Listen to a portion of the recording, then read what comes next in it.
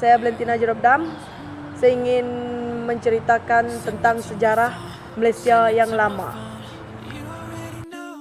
Masyarakat majmuk. Masyarakat majmuk merujuk kepada masyarakat campuran yang berbilang bangsa. Erti kata yang sebenar, bergaul tapi tidak bercantum. Kumpulan mengamalkan agama, adat, kebudayaan, bahasa, fahaman dan cara hidupnya yang tersendiri. Asal-usul masyarakat Malaysia. Asal-usul bangsa Melayu merupakan sesuatu yang sukar ditentukan. Secara amnya, terdapat dua teori mengenai asal-usul bangsa Melayu, iaitu bangsa Melayu berasal dari Yunan, bangsa Melayu berasal dari Nusantara. Kedudukan geografi Tanah Melayu. Tanah Melayu terletak di antara China dan India yang menjadi laluan pedagang yang strategis. Terdedah kepada pengaruh dan peradaban kebudayaan. Tanah Melayu merupakan tempat pertemuan dua musim angin yang bertiup setiap tahun, Mei hingga Ogos, November hingga April.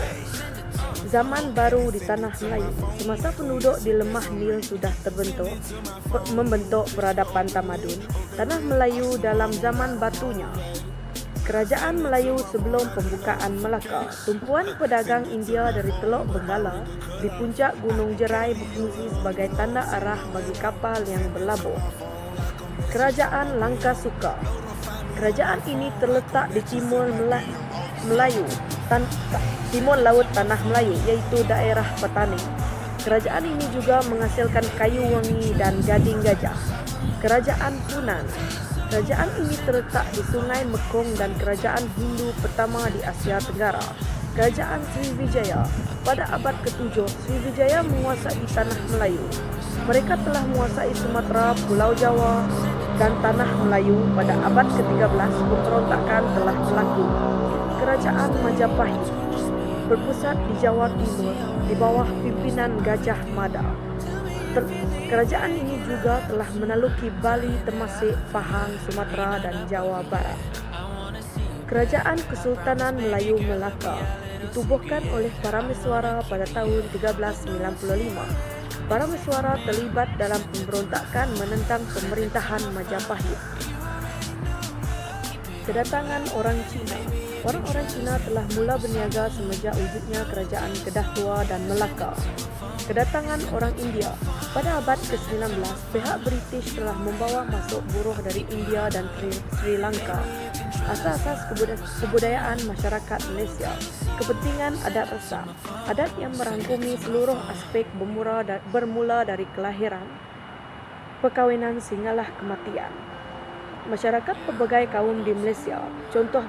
Contohnya Bumiputra ialah Melayu, Kadazan, Murut, Bajau dan Tibat. Bukan Bumiputra, Cina, India dan Babanyonya. Adat resam masyarakat Melayu. Dua jenis adat yang menjadi amalan penduduk Melayu di Tanah Melayu ialah adat Pepatih dan adat Temenggung. Kelahiran. Anak atau zuriat adalah satu kurniaan Tuhan yang tidak ternilai bagi setiap pasangan suami isteri. Sewaktu mengandung, adat Melayu ada mengadakan upacara melenggang perut. Adat ini juga dipanggil kirim perut oleh masyarakat Melayu. Upacara ini dilakukan kepada wanita yang mengandung anak sulung ketika kandungan berusia dalam lingkungan 7 hingga 8 bulan. Setelah membersihkan badan, wanita itu bercermin muka dengan harapan anak yang bakal lahir nanti mempunyai rupa paras yang cantik. Setelah acara itu selesai, bidan akan membentangkan ketujuh helai kawin berbentuk melintang sehelai di atas helai yang lain dan cara-cara yang sebagainya. Perkahwinan. Masyarakat Melayu begitu berpegang teguh dengan adat resam kerana ia dipercayai mempunyai kesan dalam kehidupan. Adat resam perkahwinan begitu dititik beratkan dan akan dijalankan dengan meriah dan penuh istiadat. Merisik. Adat ini juga dipanggil meninjau dan menengok. Meminang. Setelah diketahui bahawa gadis tersebut belum berpunya, pihak keluarga lelaki akan menetapkan hari untuk menghantar satu rombongan peminangan. Akad nikah merupakan kemuncak kesahihan sesuatu perkawinan, upacara ini dijalankan selepas segala perjanjian yang dikenakan kepada pihak lelaki telah dilaksanakan seperti wang belanja, mas kawin dan barangan lain seperti mana yang dipersetujui oleh kedua-dua pihak. Kematian. Kewajipan menguruskan mayat saudara sesama Islam adalah fardu kifayah. Adat resam masyarakat orang Cina. Mereka dipengaruhi oleh persekitaran dan alam sekeliling yang menyebabkan mereka banyak bergantung kepada nasib. Kelahiran. Pelbagai adat resam dan pantang larang tertentu diamalkan oleh masyarakat Malaysia dalam aspek ini, dan ia merangkumi peringkat sewaktu mengandung dan selepas lahir. Sewaktu mengandung, wanita-wanita masyarakat Cina yang mengandung sentiasa diberikan kawalan ketat di dalam setiap tindak tanduk dan kegiatan seharian mereka. Pantang larang. Tidak dibenarkan melakukan kerja-kerja seperti memaku kerana dikuatiri bayi yang lahir akan mengalami kecacatan. Perkahwinan.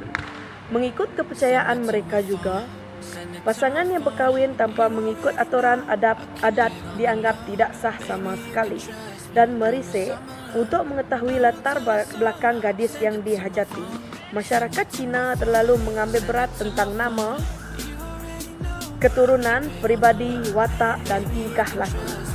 Semasa majlis perkahwinan, hari perkahwinan akan dilangsungkan setelah tahun bertunang atau mengikut tempoh yang dipersetujui oleh kedua-dua belah pihak. Sebelum tiba hari perkahwinan, sekiranya terdapat kematian di kalangan ahli keluarga bakal pengantin, perkahwinan itu mesti ditangguhkan pada tahun hadapan ataupun selama 100 hari. Kematian. Mayat akan dibersihkan dan dimandikan sebagai memberi penghormatan terakhir kepada si mati. Kemudiannya, mayat tersebut dipakaikan dengan pakaian yang cantik. Pakaian tersebut adalah pakaian yang dipakai ketika hari perkahwinan. Adat resam masyarakat orang India sewaktu mengandung. Adat balai kapu adalah adat yang dilakukan ketika kandungan sulung wanita hamil menjangkau usia 7 hingga 9 bulan. Pada hari upacara dilakukan, hadiah kepada wanita hamil tersebut yang dikenali sebagai ciir diatur ke dalam dulang yang mempunyai bilangan ganjil. Upacara ini juga dikenali sebagai mutugu niir. Wanita hamil tersebut didudukkan di bilik mandi dan dimandikan dengan air seperti air susu, air kunyit, air kelapa muda, air mawar dan bunga-bungaan dan sebagainya. Bagi perkahwinan dalam masyarakat India pula, Thairumanam bermaksud penyatuan atau ikatan suci melalui perkahwinan antara pasangan suami isteri agar kekal hingga ke akhir hayat. Terdapat 3 jenis perkahwinan dalam masyarakat India, iaitu Vaitikat Thairumanam, Tamil Thairumanam dan Dia Thairumanam, yang mana perkahwinan ini dijalankan adalah berlandaskan aspek suku kaum. Bagi masyarakat India, mereka mempercayai konsep kelahiran semula dalam kematian, ibarat tidur dan mereka akan bangun selepas tidur. Dalam masyarakat India, mayat akan dibakar atau dikebumikan. Adat resam masyarakat Sarawak. Bagi masyarakat Iban, sejenis budaya lama yang popular dipanggil pemburuan kepala, head hunting. Seorang lelaki akan memburu kepala untuk ditunjukkan kepada keluarga bakal mentuanya. Masyarakat Iban tinggal di rumah panjang. Rumah ini didiami oleh beberapa buah keluarga. Rumah panjang terbagi kepada beberapa buah bilik dan setiap bilik dihuni oleh sebuah keluarga yang biasanya keluarga asas. Adat resam masyarakat Sabah. Masyarakat Kadazan Dusun di Sabah juga mempunyai berbagai-bagai kebudayaan dan adat resam. Misalnya, apabila berlaku kematian, proses pengebumian melibatkan seluruh masyarakat. Unggun api dihidupkan untuk menghalau hantu dan roh-roh jahat. Perayaan utama kaum di Malaysia. Perayaan adalah satu aktiviti yang disambut oleh sesebuah masyarakat ataupun kaum. Kebiasaannya, sesuatu perayaan disambut bertujuan untuk memperingati peristiwa penting yang pernah berlaku pada sesuatu masa dahulu. Di Malaysia terdapat beberapa jenis perayaan. Contohnya perayaan Aidilfitri, Aidil Adha, Tahun Baru Cina, Cap Gomeh, perayaan Kuih Bulan, perayaan Difabali, Tai Pusat, Tai Ponggal, gawai, perayaan Tadau Keamatan dan perayaan Krismas. Kesan masyarakat majmuk.